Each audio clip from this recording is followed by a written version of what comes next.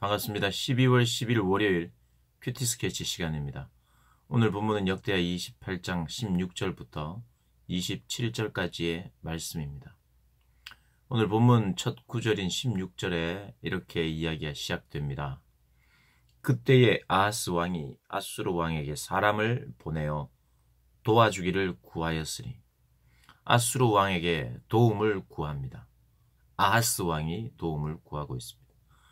아하스는 처음부터 악한 모습을 보여주는 왕, 그리고 사실 이 유다 왕 중에 가장 최악의 왕이라고 할 수 있는 그 왕입니다.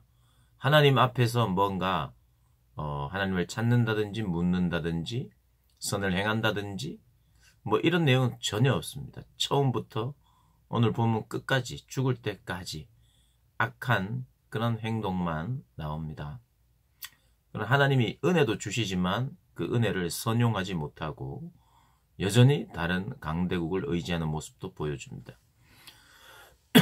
오늘 이 첫 구절인 16절에 그때에 라고 시작합니다.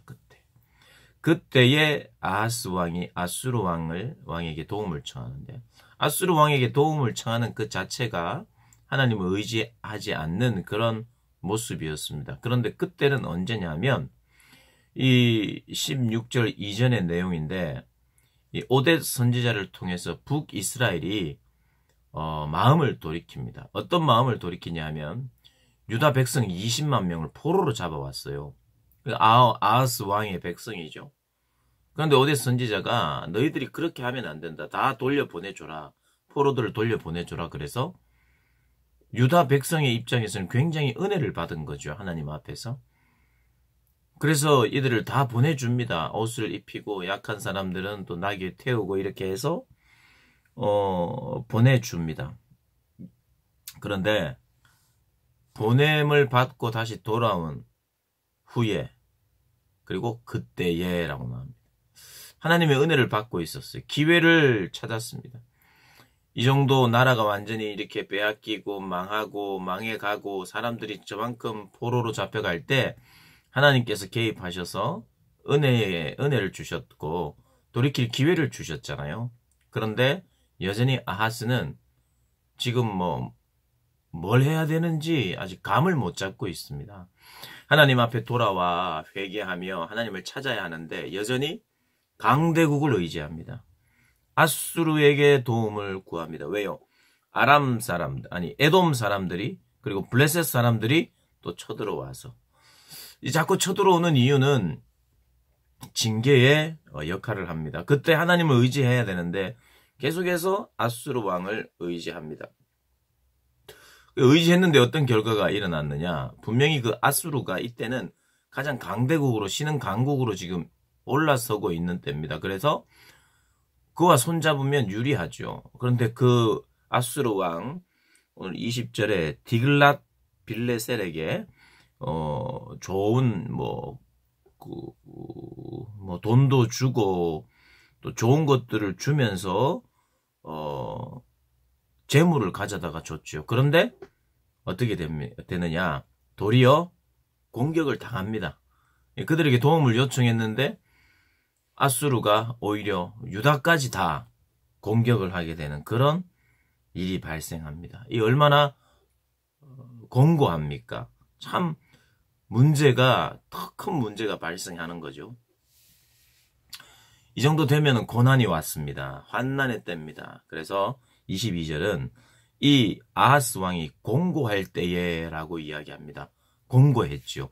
그럼 이때 어떻게 해야 되죠? 공고하고 고난을 받고 징계가 더 깊어지면 사람들은 겸손해지고 돌아옵니다. 그러나 공고하고 힘들 때 돌아오게 되고 회개하는 것도 하나님이 은혜 주시지 않으면 못하는 일입니다.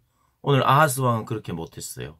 공고할 때 어떻게 나오냐? 더욱 여호와께 범죄하여서 이제는 한술 더 뜹니다.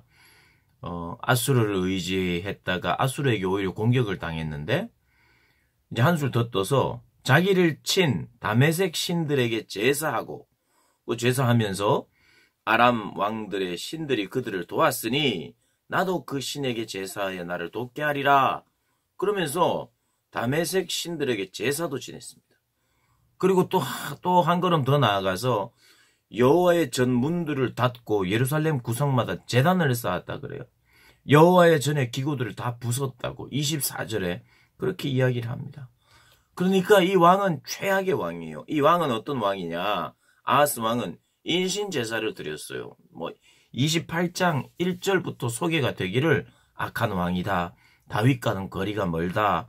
흰놈의 골짜기에서 분향했고 그의 자녀들을 불사르고 이런 바알과 아세라를 믿고 다른 우상들을 섬기는 자들이 하는 자기 아들을 제물로 자기 자녀를 제물로 드리는 그런 일들을 하나님 아주 싫어하는 일들을 했고요.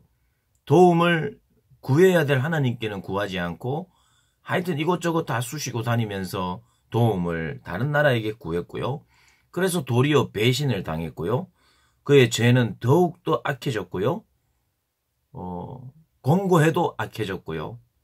그리고 성전문을 닫아버렸어요. 성전을 부서뜨려 버렸어요. 예배 못 드리게 했어요. 성전 기구들을 다 더럽히고 오히려 제사를 지내고 남들도 예배 못 드리도록 그렇게 한 참으로 악한 왕입니다. 어떤 면에서는 최선을 다해서 여호와를 대적했어요. 참 안타깝지요. 정말 하나님의 은혜는 계속해서 악한 왕이라고 할지라도 제공하는 것을 보여주고 있습니다. 네가 악하구나.